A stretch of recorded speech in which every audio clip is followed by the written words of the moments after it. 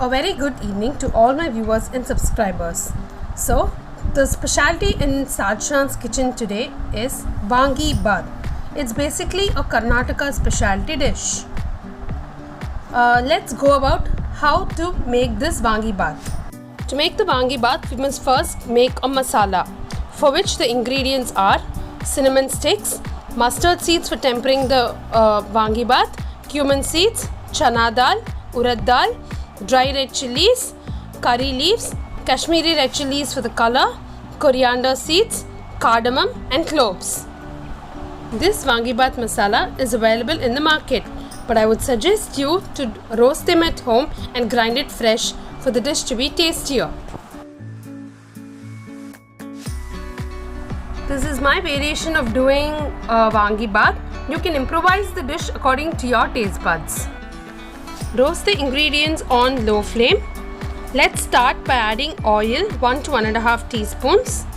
After which we are going to add urad dal, which is 1 tablespoon. Next we are going to add cinnamon sticks, somewhere between 3 to 4. Chana dal 3/4 tablespoon.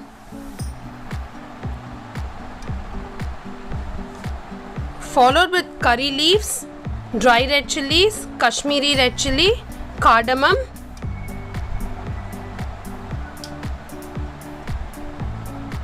cloves.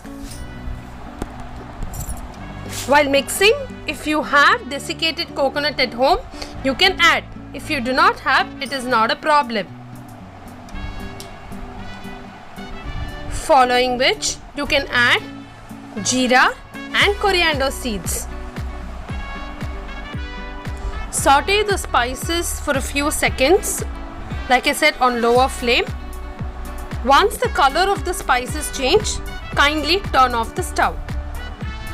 Keep aside the mixture for it to cool down. Once it cools down, we can grind it to a fine powder.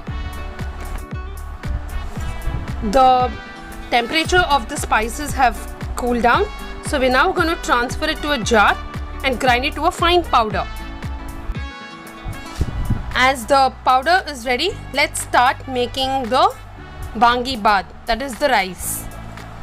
So the ingredients are green brinjals, ghee, mustard seeds, ginger garlic paste, roasted peanuts, sliced onions. Preferably use green brinjals as they are more tastier than the violet brinjals. To continue with the ingredients, turmeric powder, red chili powder, hing or asafoetida, Vangi Bath powder, coriander powder, corn flour, rice flour, garam masala. Let's coat the brinjals with ginger garlic paste,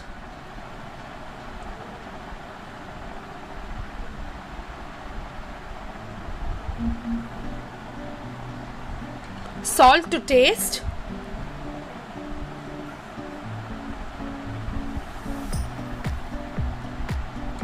one by 4 teaspoon of turmeric powder, 1 teaspoon of red chili powder, 1 to 1.5 teaspoons of coriander powder, and 1 to 1.5 teaspoons of garam masala.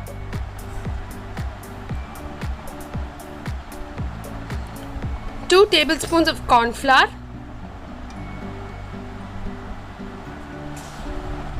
and 1 tablespoon of rice flour. Mix them well so that the masalas coat very well with the brinjal. Meanwhile, you can heat some oil in the kadai to heat it. Now let's start frying the brinjals. Let it fry until they turn nice brown. So let's move on to mixing the fried brinjals with the rice coated with masalas. Adding ghee to the kadai and some mustard seeds. Once it splutters, add some curry leaves and the roasted peanuts. The roasted peanuts and the fried brinjals will give a lot of crunch to the dish. Following which we are going to add the sliced onions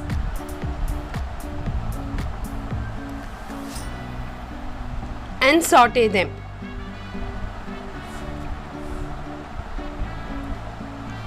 Ghee is very important as it makes the dish more tastier.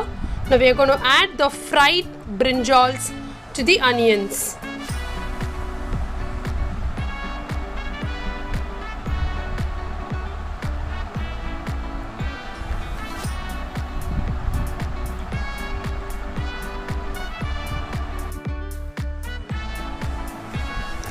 Stir this on medium flame. Now add some salt. Later you can adjust it once you add the rice. Now we are going to add the Wangibad powder which we grounded fresh, which is going to be the king of the dish.